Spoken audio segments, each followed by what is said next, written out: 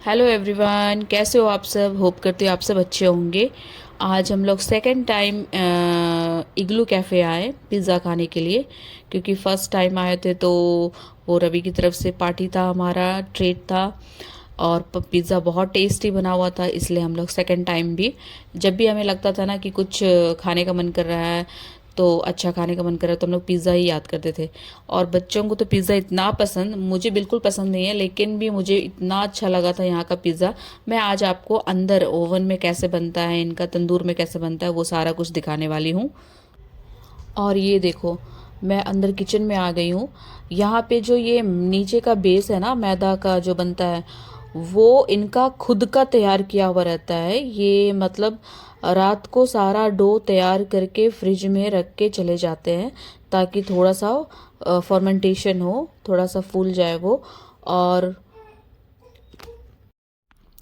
फिर next day आके फिर ये है ना, अच्छे से जब वो ये ओपन होता है, कैफ़े 2 ढाई के आसपास ओपन होता है। लेकिन दोपहर में कौन आता है, रेयरी थोड़ा बहुत आते हैं, क्योंकि लोहरदगा उतना भी बहुत ज़्यादा मतलब बड़ा शहर नहीं है, छोटा शहर है, तो यहाँ पे शाम को ज़्यादा भीड़ होती है। और जिसने भी खाया है वो लौट के मतलब दूसरे तीसरे दिन, हर हर दूसरे तीसरे दिन ज़रूर आता है, क्योंकि जिसने भी टेस्ट किया है। मैंने फर्स्ट टाइम खाया तो 2 दिन भी नहीं रुके हम लोग, फिर दूसरे दिन ही पहुंच गए। एक दिन रुक के फिर दूसरे दिन फिर हम लोग पहुंच गए पिज़्ज़ा खाने के लिए। ये तो मैंने बोला ना कि डोमिनोज और पिज़्ज़ा हट ये सब सबको फेल कर देगा, इतना अच्छा है।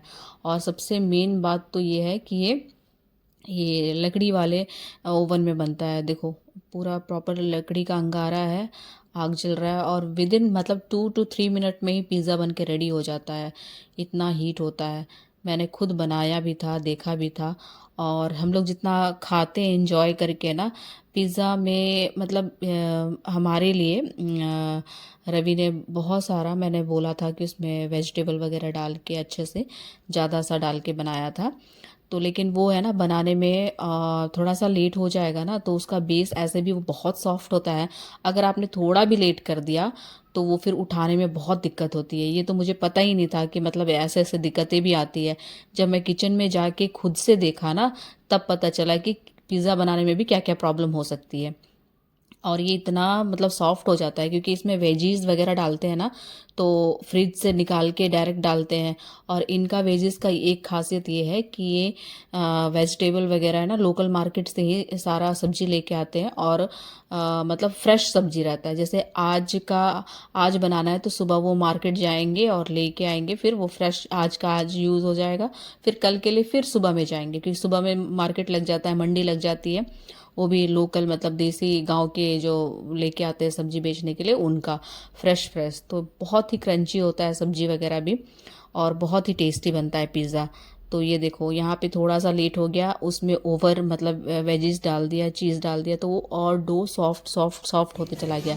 अगर थोड़ा भी गीला हो जाता है ना, तो फिर वो जल्दी उठता नहीं है।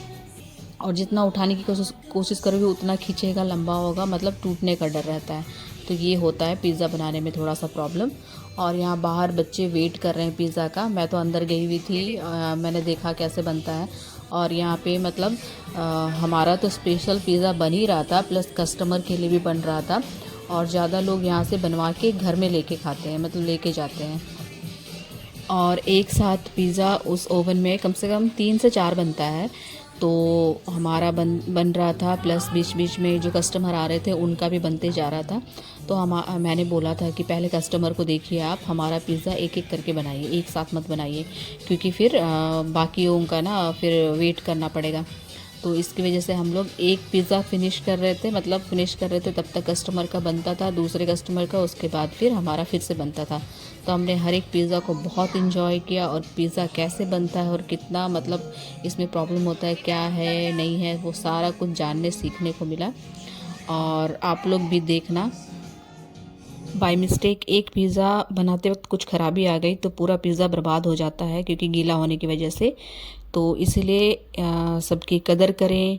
सारे काम में कुछ ना कुछ अप एंड डाउन होते रहते हैं, और कभी कुछ किसी से गलती हो जाए तो पैनिक ना हो, क्योंकि हम पैसे दे रहे हैं बोल के हम किसी के ऊपर चिल्ला नहीं सकते हैं।